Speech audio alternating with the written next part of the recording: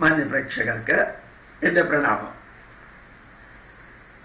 നമ്മുടെ മഹാഭാരതത്തിലുള്ള കുറച്ച് സന്ദേശങ്ങൾ ഏതൊരു നേതാവ്, ഏതൊരു രാജാവ്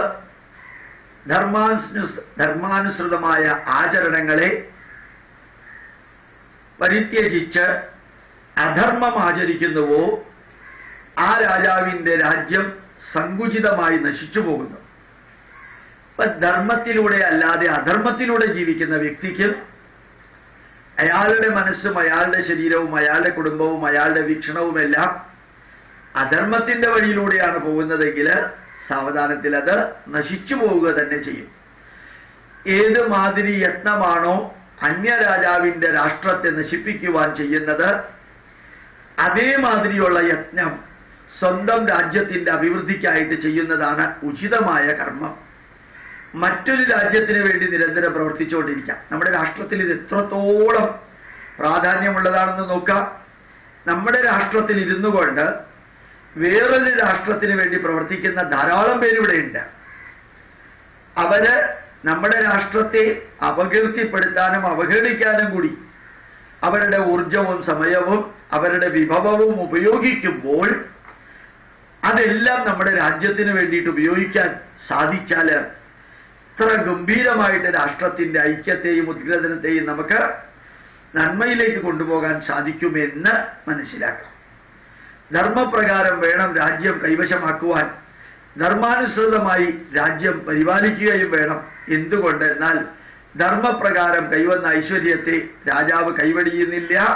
ധർമ്മപ്രകാരം ആർജിച്ച രാജ്യശ്രീ രാജാവിനെയും പരിത്യജിക്കുന്നില്ല.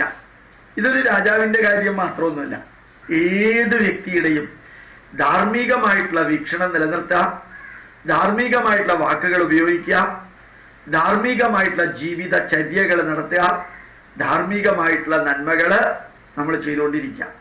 അങ്ങനെ ധാർമ്മികമായിട്ട് നമ്മൾ ചെയ്യുമ്പോൾ സ്വാഭാവികമായിട്ടും നമ്മൾ ധർമ്മത്തെയും ധർമ്മം നമ്മളെയും പരസ്പരം രക്ഷിക്കും. ധർമ്മോ രക്ഷതി രക്ഷിത ധർമ്മമേവ ഹതോ ഹന്തി. ധർമ്മത്തെ രക്ഷിക്കുന്നത് ആരാണോ അവരെ ധർമ്മം രക്ഷിക്കും. അതുപോലെ തന്നെ ധർമ്മത്തെ രക്ഷിക്കുന്നവനെ ധർമ്മം രക്ഷിക്കും, ധർമ്മത്തെ രക്ഷിക്കുന്നവനെ ധർമ്മം രക്ഷിക്കും. തിരിച്ച് ധർമ്മോ രക്ഷതി രക്ഷിത. ധർമ്മത്തെ നമ്മളാണ് രക്ഷിക്കേണ്ടത്.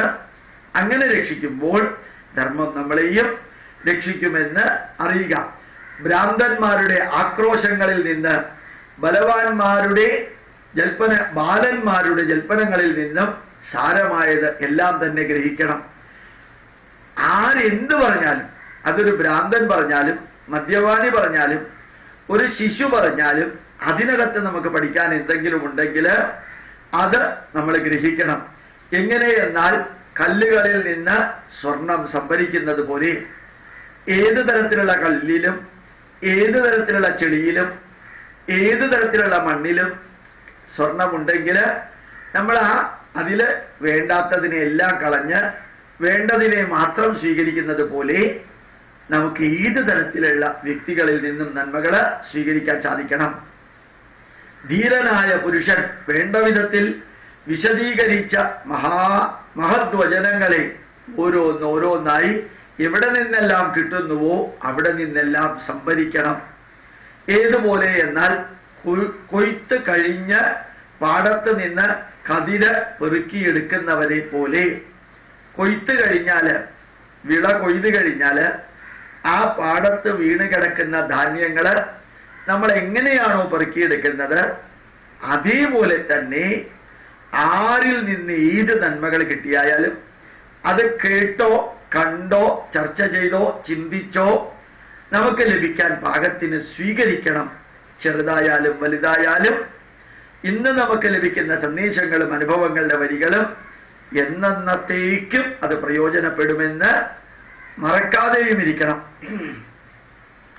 പശുക്കൾ വാസന കൊണ്ട് കാണുന്നു, വേദപണ്ഡിതന്മാർ വേദങ്ങളെ കൊണ്ട് കാണുന്നു, രാജാക്കന്മാർ ചാരന്മാരെ കൊണ്ട് കാണുന്നു, സാധാരണ ജനങ്ങൾ കണ്ണുകൾ കൊണ്ട് കാണുന്നു.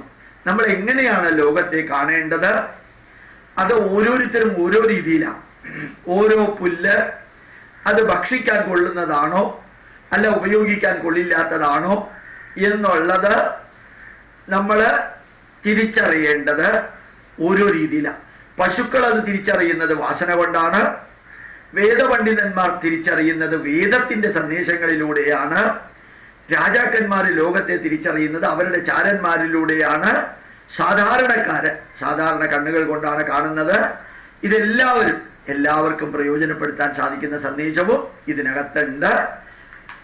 പാൽ കറന്നെടുക്കുമ്പോൾ ശാഠ്യം കാണിക്കുന്ന പശു വളരെ ക്ലേശം അനുഭവിക്കുന്നു. എന്നാൽ എളുപ്പത്തിൽ കറക്കുവാൻ സമ്മതിക്കുന്ന പശുവിനെ ജനങ്ങൾ കഷ്ടപ്പെടുത്തുന്നില്ല. അപ്പൊ എളുപ്പത്തിൽ നന്മ ചെയ്യുന്ന വ്യക്തികൾക്ക് വളരെ എളുപ്പത്തിൽ ധന്യമായ കാര്യങ്ങൾ ചെയ്യാൻ സാധിക്കും. ഏതൊരു ലോഹമാണോ തീയിൽ പഴുപ്പിക്കാതെ തന്നെ വളയുന്നത്, അതിനെ ചുട്ടുപഴുപ്പിക്കുന്നില്ല. സത്യം, ധർമ്മം, നീതി, ന്യായത്തിലൂടെ ജീവിക്കുന്ന വ്യക്തിക്ക് ക്ലേശകരമായിട്ടുള്ള ഒരു അനുഭവം ഉണ്ടാവുന്നില്ല എന്നർത്ഥം. എളുപ്പത്തിൽ വളയുകയും എളുപ്പത്തിൽ അതിനെ മാലിയബിൾ ആൻഡ് ഡക്ടൈൽ എന്ന് ഇംഗ്ലീഷിൽ പറയും, അങ്ങനെയാക്കാൻ സാധിക്കുന്ന ലോഹത്തെ ചുട്ടുപഴുപ്പിക്കേണ്ട ആവശ്യമില്ല.